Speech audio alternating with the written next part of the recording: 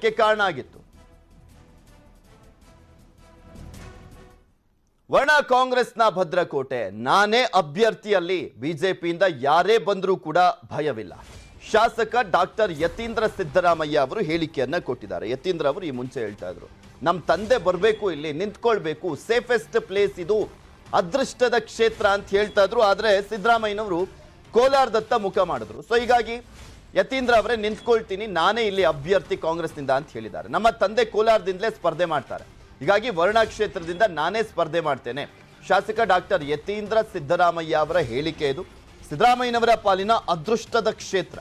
ವರ್ಣ ರಚನೆ ಆಗಿದ್ದು ಆ ಕ್ಷೇತ್ರ ಅಸ್ತಿತ್ವಕ್ಕೆ ಬಂದಿದ್ದ 2008ರಲ್ಲಿ.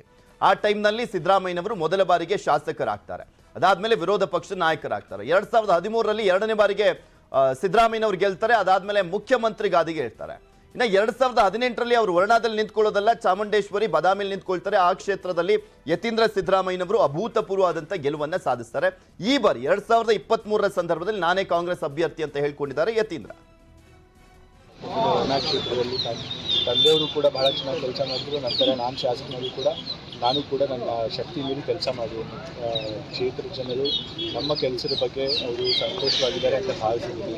ಯಾಕಂದರೆ ಎಲ್ಲ ಕಡೆ ಹೋದ ಕಡೆ ಎಲ್ಲ ಉತ್ತಮವಾದ ಪ್ರತಿಕ್ರಿಯೆ ತೋರಿಸಿದ್ದಾರೆ. ಹಾಗಾಗಿ ಎಲ್ಲರೂ ಯಾವಾಗ ವರ್ಣ ಕ್ಷೇತ್ರ ರಚನೆ ಆದಾಗಿರೋದು ಇಲ್ಲಿ ಕಾಂಗ್ರೆಸ್ ಪಕ್ಷನೇ ಗೆದ್ದು ಬಂದಿರೋದು.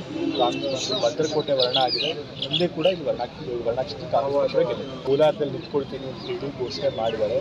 ಸೊ ಹಾಗಾಗಿ ಅವರು ಅಲ್ಲಿ ನಿಂತ್ಕೊಳ್ಳೋದು ಸಂಪೂರ್ಣ ಸ್ಪಷ್ಟ ಆಗಿದೆ. ವರ್ಣ ಕ್ಷೇತ್ರದಲ್ಲಿ ಸ್ವಾಭಾವಿಕವಾಗಿ ನಾನೇ ಈಗ ಒಂದು ಅಭ್ಯರ್ಥಿ ಆಗಿರ್ತೇನೆ. ವರ್ಣ ಕ್ಷೇತ್ರದಲ್ಲಿ ಸ್ವಾಭಾವಿಕವಾಗಿ ನಾನೇ ಈಗ ಒಂದು ಅಭ್ಯರ್ಥಿ ಆಗಿರ್ತೇನೆ. ಸೊ ಚುನಾವಣೆಗೆ